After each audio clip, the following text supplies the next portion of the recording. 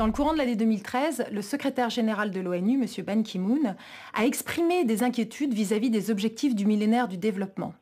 Il soulignait le risque que ces objectifs ne soient pas atteints en 2015, notamment parce que les droits des femmes reculent un petit peu partout dans le monde. Quand j'ai entendu cela, j'ai été fortement interpellée. Bien sûr que la question des droits des femmes n'est pas résolue, loin de là, mais tout de même, j'avais la sensation qu'on allait dans le bon sens, qu'on progressait. Et voilà que j'apprenais que sur le terrain, de façon globale, eh bien en fait c'est tout le contraire qui se passe, on recule.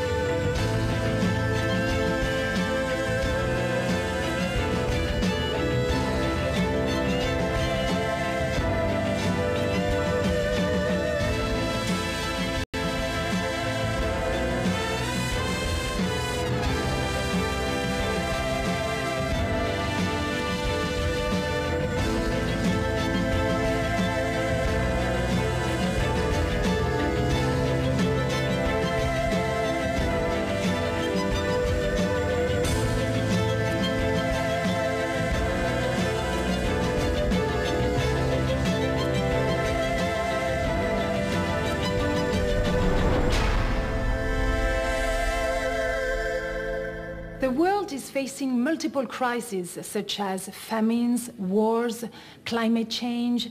Why is gender equality such an important issue for the United Nations? For the same reason that the world is facing all of these 21st century problems, I would include poverty, inequality, peace and security. All of those big 21st century challenges cannot be solved without empowerment of women and gender equality.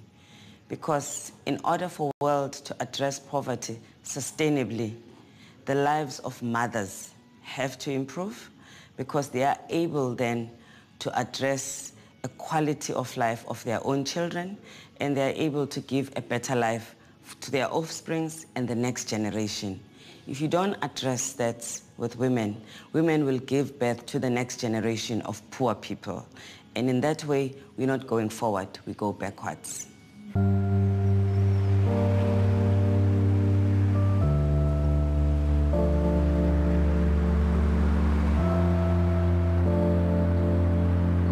Pour avoir une vision plus globale concernant la pauvreté des femmes dans le monde, je suis partie pour Rome.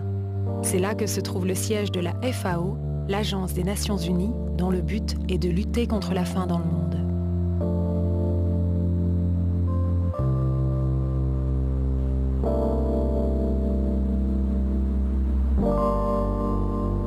Within every single culture, you see that there are huge gender inequalities. At the same level of education and experience, a woman will have a salary that's significantly lower than a man's salary. This is not only an issue of the poor countries, it's poor countries and rich countries. This is all over the world. Another big body of evidence shows us that women tend to use their income and their earning in a much higher way, much more significant way, to feed their homes.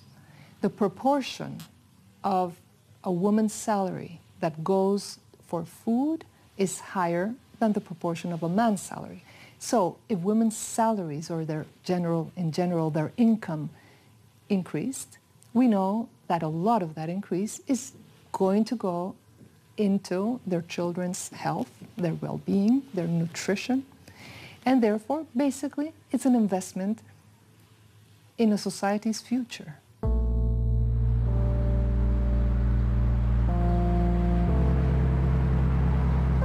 Here in the Food and Agriculture Organization, of course, one of our objectives is to see how we can eliminate hunger from the world. Today, we're talking 2014, we have more than 840 million people who are hungry. It may sound surprising, or actually I know it's surprising for some people, but gender equality is very closely linked to the reduction of poverty and of hunger. Our statistics show that women are 43% of the agricultural labor in the whole of the developing world.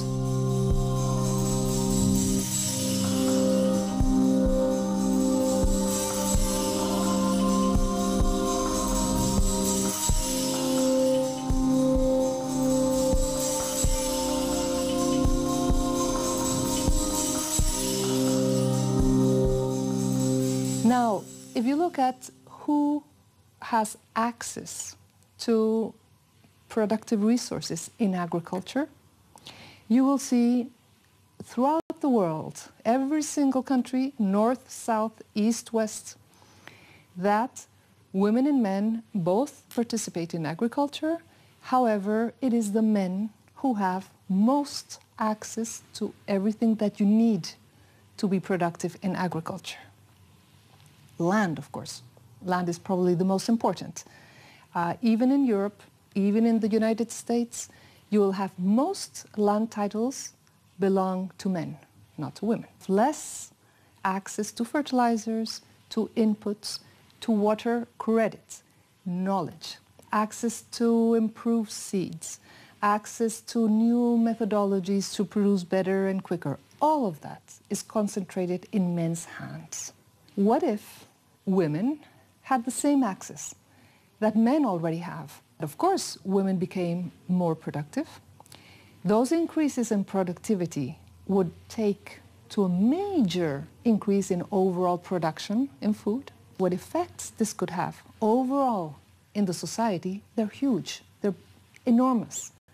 We believe that more than 100 million people would be lifted out of hunger if women had the same access to productive resources in the agricultural sector as men already do.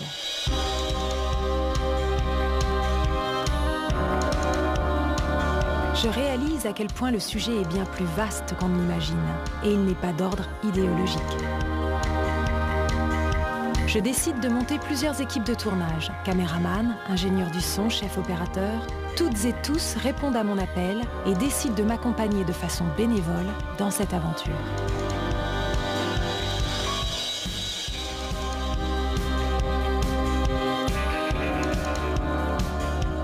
Quand on parle de féminisme, on parle de vagues. Ce qui veut dire qu'il y a des vagues qui viennent, mais aussi qu'il y a des reflux. La première vague est considérée comme étant celle de la demande suffragiste, de l'accès du droit des femmes au droit de vote et au droit d'être élu. Il y avait d'autres choses dans ce premier mouvement, et en particulier aussi des revendications en matière d'égalité civile. À un poste officiel, Madame Louise Weiss préfère l'action. Avec ses militantes, elle manifeste sur le champ de course de Longchamp avant le départ du Grand Prix pour rappeler au gouvernement son devoir. Et puis il y avait eu un reflux dans les années 30 et jusqu'aux années 60, jusqu'à la fin